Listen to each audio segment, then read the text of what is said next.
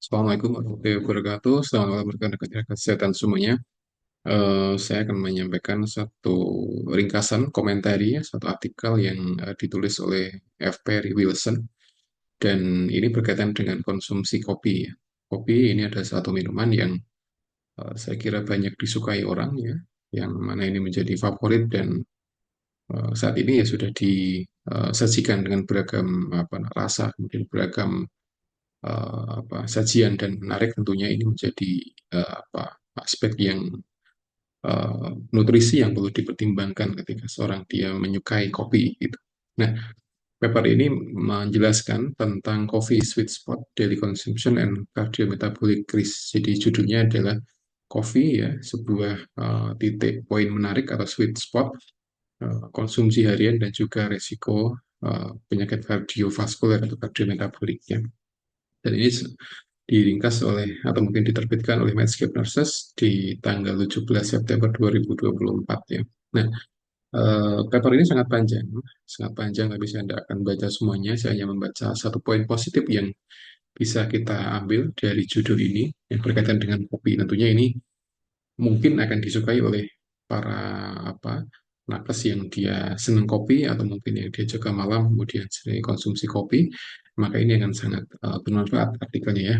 Nah, dari paper ini saya akan membaca satu poin saja bahwa ternyata ketika seorang itu mengkonsumsi kopi ya, kurang lebih 3 sampai 5 cups per hari ya, 3 sampai 5 gelas per hari kayak gitu, maka dia bisa mengurangi sekitar 15% risiko kardiovaskuler ya dibandingkan dengan seorang yang dia tidak mengkonsumsi kopi. Nah, ini aspek yang penting untuk kita perhatikan. Artinya kopi di lain sisi dia punya nilai ekonomi, tapi dia di situ juga punya fungsi kesehatan. Nah, yang disampaikan oleh peneliti ini adalah berkaitan dengan penyakit jantung. Jadi kalau seorang dia punya kebiasaan minum kopi sehari 3 sampai 5 cup per ya, 5 gelas kayak gitu, maka dia bisa mengurangi 15% dari terjadinya penyakit kardiovaskuler ya.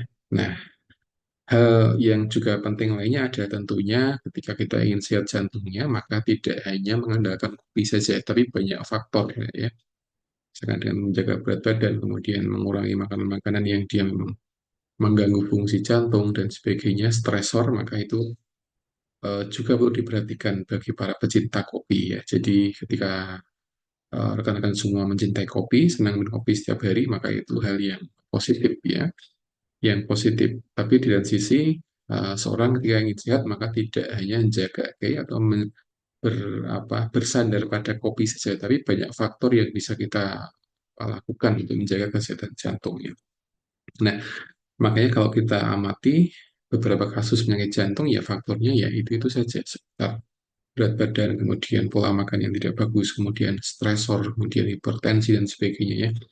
Nah, itu semua ketika kita bisa mengendalikan itu, bisa kita punya fisik yang jauh dari resiko tadi, sementara di sisi kita juga suka kopi, maka itu tentunya akan menjadi nilai positif, artinya bisa menurunkan 15% dari resiko terjadinya penyakit jantung ya. Nah, ini sudah ada risetnya, sudah ada grafiknya, dan ini tentunya bisa kita sampaikan, bisa kita jadikan bahan edukasi bagi para pasien-pasien yang memang dia suka kopi, maka ada mereka juga ingin mengurangi resiko penyakit jantung, maka ya harus komprehensif dalam memberikan edukasi. Jangan sampai kita hanya mengedukasinya faktor kopinya saja, tapi tidak menyampaikan aspek lain itu justru lebih jauh lebih penting daripada hanya sekedar minum kopi per hari agar sehat jantungnya ya.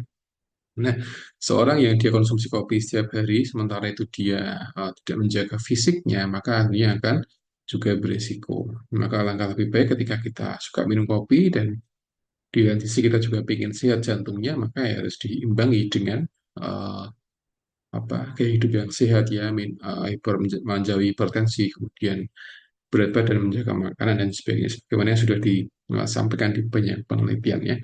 Dan demikian yang dapat saya sampaikan. Semoga bermanfaat. Assalamualaikum warahmatullahi wabarakatuh.